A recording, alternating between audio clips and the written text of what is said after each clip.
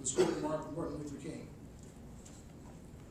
I immediately thought of Harry and Kay because their lives reflect that sacrifice. And so thank you, Harry and Kay, for all the sacrifice.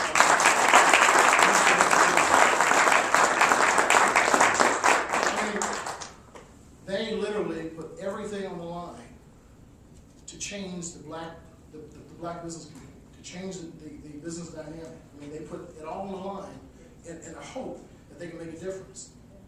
That's a virtue that few of us have. And so I'm pleased to be here, and I'm even more honored to be your friends. I want to also commend Chairperson Extraordinaire, Sherry, because as we entered into as we entered into this country's deepest and darkest economic times, her leadership kept the chamber growing. Her leadership kept the chamber expanding, bringing in new and non-traditional resources, new and non-traditional alliances, churches, other countries. I mean, it was I'd be here for, I've only got 5 minutes, but I'd be here for all 5, talking about all the different programs that have been started. I mean, it was just, and with all, you heard her sharing all the personal challenges she was having, and still was able to lead through these dark times. Sherry, thank you for your leadership.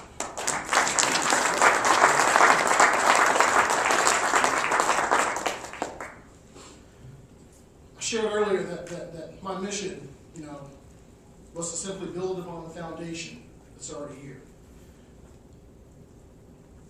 As you've heard time and time again, this is a new era. This is we don't have relevance in some of the key growth areas, energy, telecommunications. You keep hearing that, well, we have great jobs and we have great experience. We do not yet have ownership. We do not yet have equity.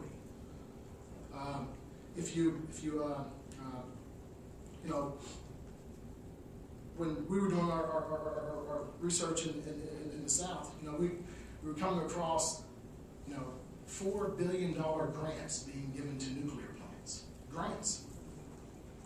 $4 billion. There are programs out there called pre-positioning contracts. Thousands of them being given out, where the smallest one is $200 million.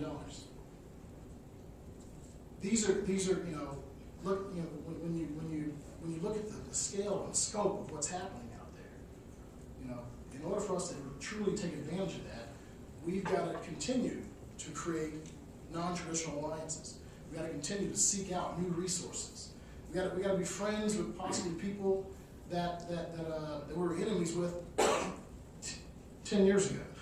We have to collaborate. We have to look at what's best for our community tomorrow. And that's what we've been doing, and that's what I commit to continue. It's because when Daniel and I had breakfast a few days ago, and one of the statements were, when our ancestors, I'm going to quote you, when our ancestors first got off the boat, our friends looked like us, and our enemies didn't. In the new world, the reality is that sometimes the enemy looks like us, and our friends are our former enemies. Wow. True. Wow. That's why he's my attorney. And it's, those are, that's the new reality. We have to continually reevaluate. Last week, as we celebrated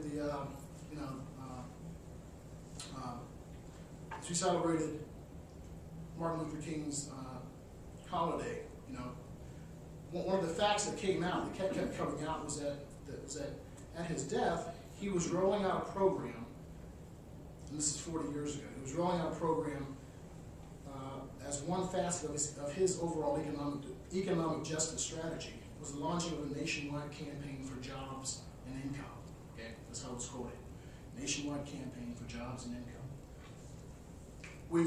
That was 40 years ago.